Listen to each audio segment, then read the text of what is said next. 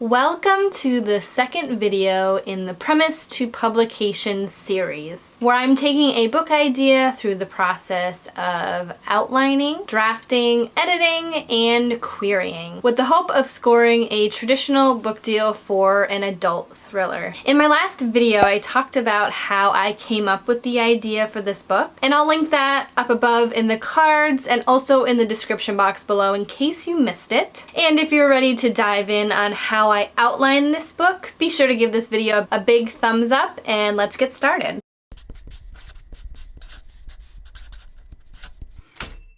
So today I'm going to talk about how I fleshed this idea out into an outline using several methods. Backstory: in the fall of 2019, I went to the Highlights Foundation for what they call an unworkshop. So basically you get a room or a cabin. In my case, I had a cabin.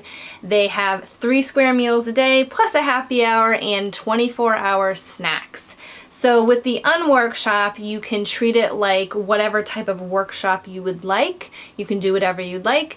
But me and my friend Katie, we treated it more like a writer's retreat. For me, instead of pounding out all of the words on a project, I wanted to have a full outline for my book idea, which at the time was a young adult thriller. And I brought along an old pal along with a new friend. Now the outlining process for me changes with each book just depending on the book, but I usually start with the Save the Cat beats to get my outline started. Now I have a good grasp on story structure, but I usually reread Save the Cat, which previously was the screenwriter's Save the Cat, until the genius Jessica Brody decided to do one for novelists. And that really gets me in the mindset to brainstorm. And for more recent books, I just jump in with this awesome Save the Cat beat sheet cheat sheet. This was in one of the Scribbler boxes, but it's so helpful for when I just want to jump right into the process. It has front and back here with all of the beats I need for my story. And this novel was no different. Since I'm more familiar with the Save the Cat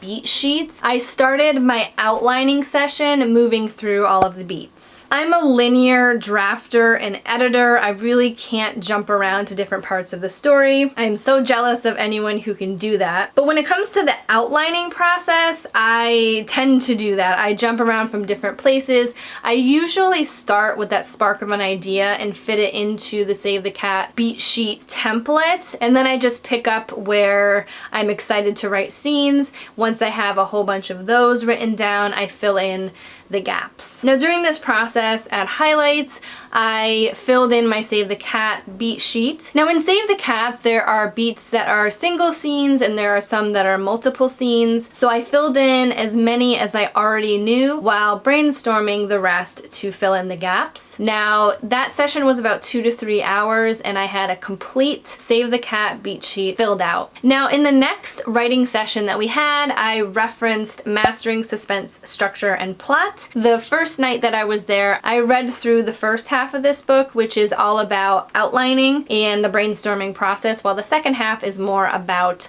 writing. So I did read the first part and then I executed the examples that were in that section during this session. Now Jane Cleland's method for TRDs was such a game changer for me. Now I briefly mentioned TRDs in my review of this book, which I will also link in the cards above and then description box as well for you to check out later if you're interested, but I'm gonna go a little more into depth right now. Now the T stands for twists, which is a plot twist that takes a reader in an unexpected direction. The R stands for reversal, which takes the story in an opposite direction from what the reader expects. And the D stands for danger, which are moments of heightened danger, which can be either emotional or physical. And these are really the moments that pull a reader into your story. Instead of just writing for the Save the Cat beats, the TRDs really helped me hone in on the smaller moments between the beats, the moments that really excite readers, and keep them going on the journey with your character or characters. Jane also explains on how to use these TRDs to figure out pacing for your novel, which is why this book is seriously my go-to book probably for the rest of my life, because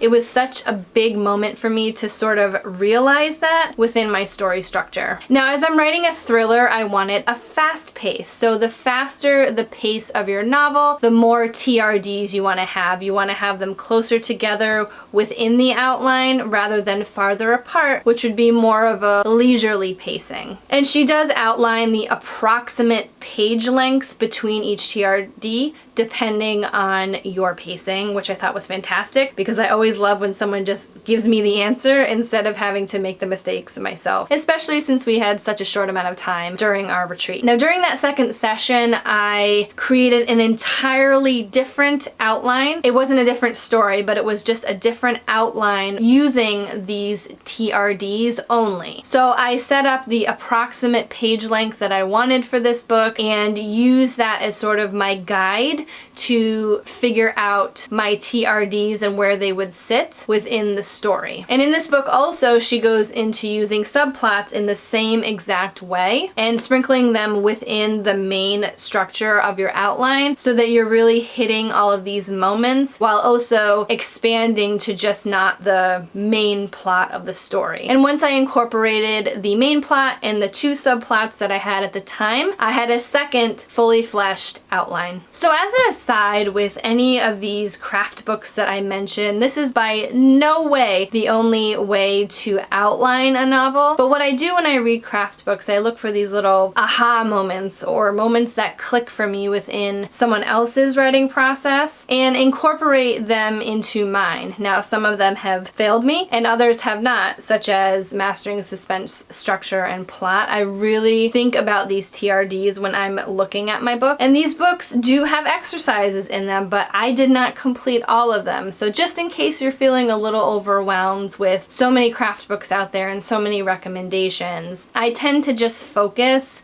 on the books that really work for the way my brain works and the way I think about story, and I use them practically so as not to waste really any time during this precious brainstorming / outlining process. So at our next writing session, I had the completed Save the Cat outline and also the Mastering Suspense, Structure, and Plot outline, and I spent the rest of my time during the retreat pushing them together, melding them into more of a narrative outline, which I like to do. Sometimes it's more of a free-flowing narrative exercise. I don't really worry about grammar. It's more of like quick sentences, making sure I have all of the bullet points that I want to have for my story, making sure things make sense, making sure the threads move throughout the story and are tied up nice and neatly at the end. And when I was finished, I had about 5,000 word outline for my book. And by pulling these two outlining styles together, I created a really tight blueprint for my book. And of course, that's not all. So when I got home, I let that sit for a little while, and when I was ready to come back to that story, I created a chapter by chapter outline. So the reason that I do this is because I usually have a specific word count for my novels, at least at the very beginning for the first draft. They can always change, but I like to reach certain goals within whatever genre I'm writing. So once I know the approximate overall word count for the book, I like to break them down into chapters. So say for instance, I wanted chapter lengths of around 3,000 words, divided that into my word count, and that's how many chapters I had. Obviously this stuff changes, and it did change as I was doing my chapter by chapter outline. I actually expanded the book a lot more than I wanted to because I wanted to make sure a lot of the backstory was incorporated into this story, and I just found out new things about my characters, different subplots that I wanted to explore as well. And I also like to know where each of my chapters ends. I don't always know where every single chapter is going to end, but I usually like to end on like sort of a mini cliffhanger, usually a instance or a new question that will make a reader want to go to the next chapter right away instead of putting the book down if I ended it on sort of a flat note where someone would be able to put it down and not have to think about it. So I like to plan some of my cliffhangers ahead of time. It also helps me separate my narrative outline into different sections where maybe there's a TRD where I want to end it on that note note and then start the next chapter where the reader can't help it but turn the page. Now, as I mentioned, even though I use several methods to outline my novels, this is by no means the only way to do it. The reason I'm doing this series is to sort of open up the process a little bit, at least my process.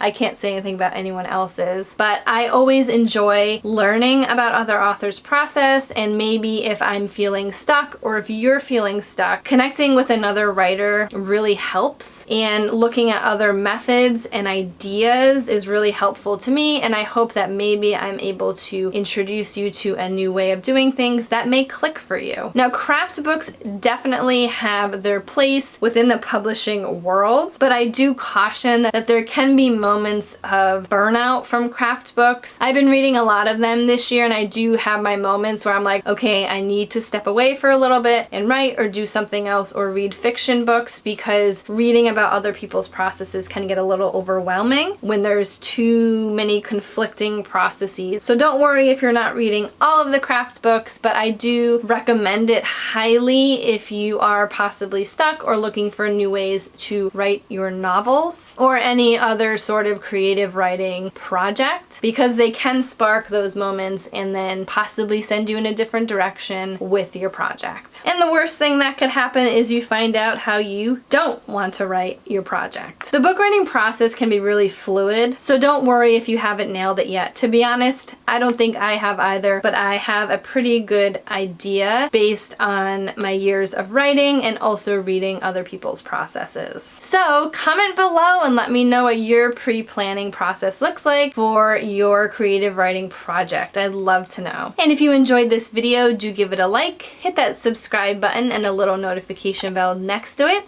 so you know the next time I upload a new video in this series. And I'll see you soon.